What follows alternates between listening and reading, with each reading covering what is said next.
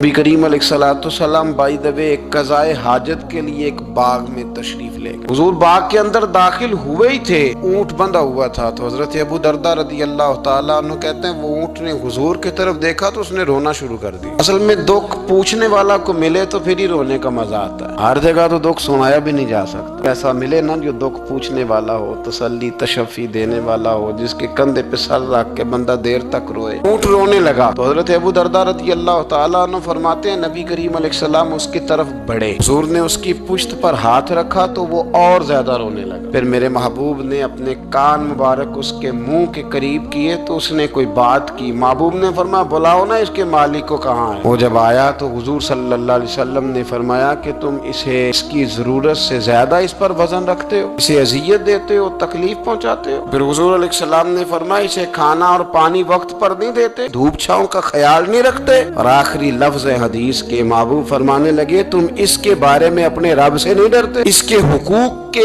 تحفظ کے لحاظ سے تم اللہ کا خوف نہیں رکھتے، وہ تم سے پوچھے گا اس کے بارے میں۔ یہ حدیث حضرت ابو درداء رضی اللہ تعالیٰ عنہ نے سنی ہوئی تھی نا، جب آپ کا اپنا وقت وصال آیا نا تو حضرت ابو درداء نے بھی اونٹ رکھا ہوا تھا۔ جناب ابو درداء رضی اللہ تعالیٰ عنہ نے گھر والوں سے بھی معافیاں مانگی، رشتہ داروں سے بھی، دوستوں سے بھی، تو پھر اونٹ کے سامنے بھی جا کے کھڑے ہو کہنے لگے اونٹ دیکھنا اللہ کی بارگاہ میں میری شکایت نہ کر دینا، اس کے حضور کہہ نہ دینا کہ یا اللہ اس نے میرے حق نہیں ادا کیے۔ فرمایا میں نے کوشش کی ہے تیرے حقوق ادا کرنے کی، اور اگر کہیں کمزوری رہ گئی تو مجھ سے درگزر کرنا۔ یہ انداز تھا ان لوگوں، جن باتوں کا ہمیں پتہ چل چکا ہے اس پر عمل کی بھی تو کوشش ہونی چاہیے۔ تو میرے عزیزوں، جانوروں کے حقوق میرے نبی کریم علیہ السلام نے بیان فرمائے۔ سب سے پہلی بات حضور نے یہ بیان کیا کہ جانور کو گالی نہ دو۔ ایک شخص نے ایک مرغ کو گالی دی تھی تو نبی پاک علیہ السلام نے فرمایا اسے گالی نہ دے، یہ تو تجھے آذان کے لیے بیدار کرتا ہے۔ پتہ نا کچھ نوابزادوں اور شہزادوں کی نیند خراب کرتا ہے مرغا بھی، تو خیر مرغوں نے اذانیں پڑھنی چھوڑ دی۔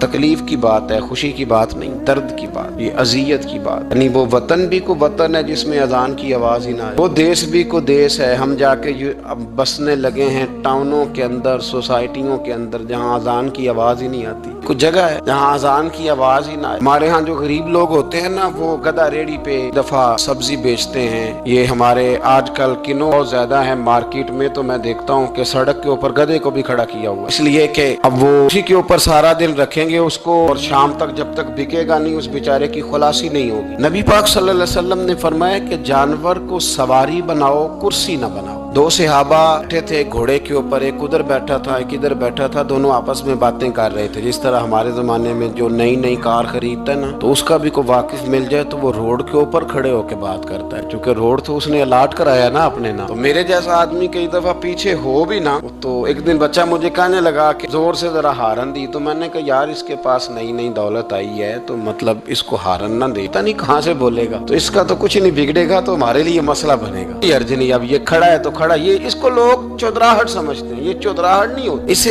یہ آپ کے کمزور ہونے کی علامت ہے۔ اس طرح چھوٹا آدمی اس طرح کے کام کرتا ہے، بڑے لوگ تو کسی کو تکلیف ہی نہیں دیتے کیونکہ وہ بڑے ہوتے ہیں۔ تو نبی پاک علیہ السلام نے دیکھا دو غلاموں کو، ایک کے گھوڑے کا منہ ادھر ہے دوسرے کا ادھر ہے، تو آپس میں گفت و شنید کر رہے ہیں۔ میرے رسول کریم علیہ السلام نے وہیں تنبیہ فرمائی، حکم دیا، فرمایا سواریوں کو سواریاں بنایا کرو، کرسیاں نہ بنایا کرو، جب تک چلنا ہو اس پر بیٹھو، اور جب بات کرنی ہو تو گھوڑے سے نیچے اترو، پھر بات کرو تو پھر دوبارہ گھوڑے پہ بیٹھو، کہ اس سے اتنا ہی کام لیا جائے جتنا وہ اس کا بوجھ برداشت کر سکے۔ عبداللہ بن مبارک نے نا کرائے پہ گھوڑا لیا تھا، کرائے پہ سواری لیتے۔ حضرت عبداللہ بن مبارک رحمۃ اللہ تعالیٰ نے ایک شخص سے کرائے پہ گھوڑا لیا کہ مجھے فلاں سفر پہ جانا ہے تو گھوڑا کرائے پہ دے دو۔ اس نے کہا جی کس نے جانا ہے؟ تو آپ فرمانے لگے میرا وجود دیکھ لے، میں نہیں جانا ہے۔ طے ہو گیا، آپ نے گھوڑا اس سے لے لیا۔ جب آپ جانے لگے تو ایک آدمی رستے میں ملا، کہنے لگا حضور کوفے جا رہے ہیں؟ فرمایا ہاں۔ کہنے لگا یہ میرا خط بھی لے جائیے گا، یہ میرا خط ہے، اتنا وزن ہوتا ہے خط کا، یہ میرا خط ہے، فلاں آدمی کو دیجیے گا۔ تو آپ فرمانے لگے تو میرے ساتھ واپس چل گھوڑے کے مالک کے پاس، اگر وہ اجازت دے گا یہ سفر گھوڑے پہ زیادہ رکھنے کا تو میں رکھوں گا، اگر وہ اجازت نہیں دے گا تو میں نہیں رکھوں گا۔ تو وہ آدمی کہنے لگا حضور اتنی چھوٹی باتوں کا کیوں خیال رکھتے ہیں؟ عبداللہ بن مبارک فرمانے لگے اس لیے کہ میں رحمت للعالمین نبی کا ماننے والا ہوں، میرے رسول پاک علیہ السلام رحمت للعالمین ہے، تو میں اتنا بھی ظلم جانور پر کر سکتا، میں پہلے اجازت لوں گا اس उसके मालिक से, उसके बाद फिर मैं आगे जाऊंगा। तीसरी बात, हुजूर अलैहिस्सलाम ने फरमाया जो जानवर जिस मकसद के लिए पैदा किया गया उसे वही काम लेना, दूसरा काम नहीं लेना जिस मकसद के लिए पैदा किया। घोड़ा, गधा और खच्चर खाना इस्लाम में ज़िबा करके खाना इसलिए जायज नहीं रखा गया कि ये सवारी के जानवर, तो जो सवारी के जानवर होंगे उन्हें ज़िबा करके खाया नहीं जाएगा, उससे सवारी का काम लिया जाएगा। और जो जानवर गोश्त वाले होंगे उनसे गोश्त का काम लिया जाएगा, जो दूध वाले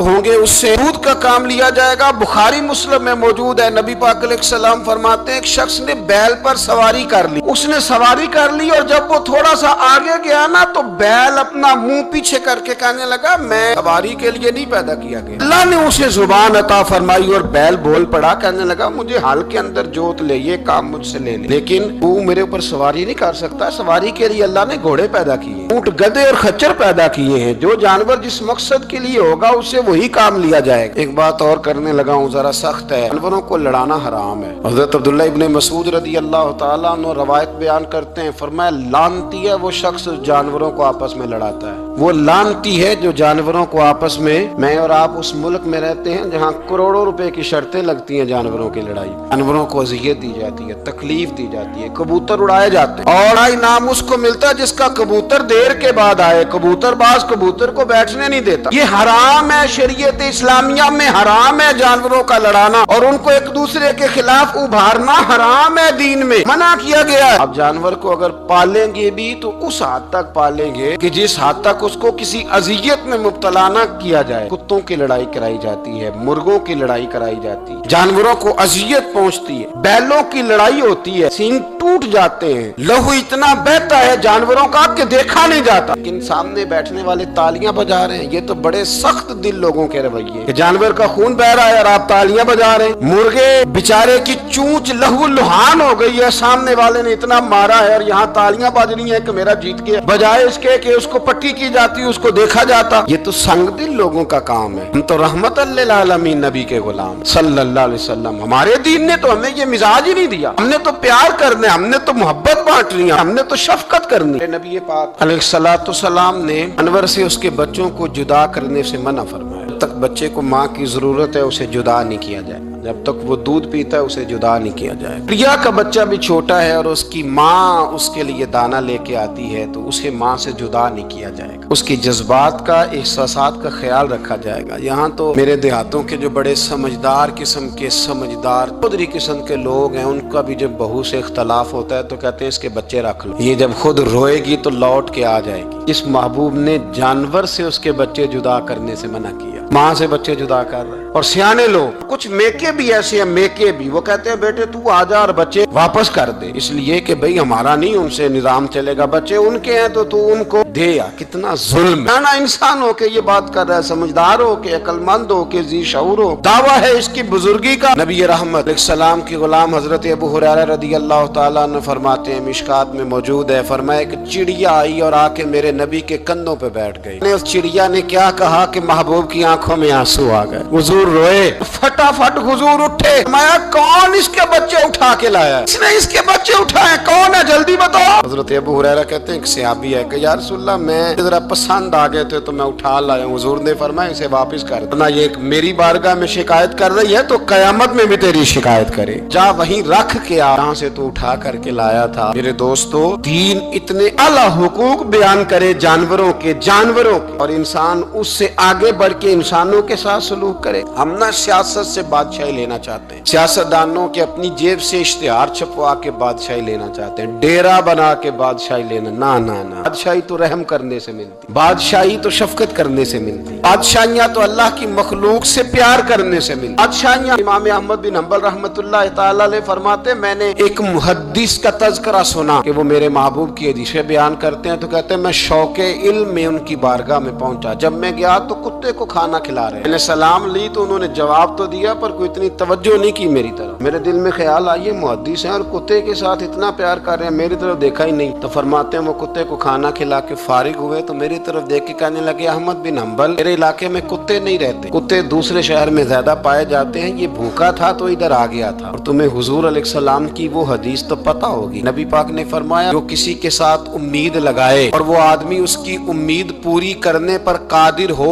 फिर भी उम्मीद पूरी न करे, क़यामत के दिन अल्लाह उसकी भी बहुत सारी उम्मीदें पूरी नहीं करेगा, उसे सजा मिलेगी। उम्मीद पूरी करने पर कादिर था, मजबूर नहीं था, पर पूरी न की तो उसे क़यामत के दिन सजा मिलेगी। फरमाया ये कुत्ता उम्मीद लगा के आया था मेरे घर में खाने की, अगर मैं पूरी न करता तो फिर हुजूर की उस हदीस पर अमल कैसे होता, और फिर मुझे हदीसें बयान करने का मतलब क्या समझ में आता। इमाम अहमद बिन हंबल रहमतुल्लाह तआला अलैह फरमाते हैं, मैंने कहा उस्ताद जी इजाजत दे दें। कहा किधर आए थे? कहा हुजूर जिस काम आया था ना वो मेरा बड़ा ही अच्छा हो गया, वो बड़ा शानदार हो गया, जो हदीस भी आपने बयान कर दी और सिर्फ बयान नहीं किया, आपने तो अमल करके भी दिखा दिया, आपने तो उस हदीस पर मनोवन अमल करके भी दिखा दिया। जानवर के साथ उसने सलूक करना, उसके साथ प्यार करना। कुछ जानवर मूजी होते हैं, शरीयत ने उन्हें मारने की इजाजत दी है, इजाजत दे दिया। जो जानवर तकलीफ देता है, अजियत देता है, उसे मारा जा सकता है, लेकिन जानवर के हुकूक का लिहाज करना, उस पर रहम खाना, उस पर तवज्जो देना, हम इन चीजों को समझते नहीं। अमीर मिल्लत, और अगर मैं कहूँ बानिए पाकिस्तान तो मैं ठीक कहूँगा। बानिए आड़ था एक उस वक्त अंग्रेजों का बड़ा, जमात अली शाह साहब मुहद्दिस अली पूरी भी पाकिस्तान की तहरीक चला रहे थे और कायदे आजम भी चला रहे थे। तो लॉर्ड ने कायदे आजम से कहा था कि कायदे आजम मुझे तेरी सियासत से इतना डर नहीं आता जितना जमात अली शाह के दीन से डर आता, इतना मुझे, मैं ऑन दी रिकॉर्ड बात कर रहा हूँ जिम्मेदारी के साथ, कि तेरी सियासत से मैं इतना नहीं डरता जितना जमात अली शाह के दीन से डरता। इसलिए कि ये जब दीन का नाम लेके पाकिस्तान की बात करता है तो लोगों पे जादूतारी कर देता है, इसलिए मैं तेरी सियासत से ज्यादा इसके दीन से डरता हूँ। पीर मिल्लत पीर जमात अली शाह साहब, अबुल अरब भी कहा जाता। उन जमानों में अरब में गुर्बत आई तो यहाँ से हिंदुस्तान से चंदे इकट्ठे कर करके पीर जमात अली शाह साहब ले जाया करते। मदीना शरीफ में आज भी जमात मंजिल मौजूद, पीर साहब की अपनी रिहाइश थी। मिल्लत पीर जमात अली शाह साहब ना मदीने में गुजर रहे थे तो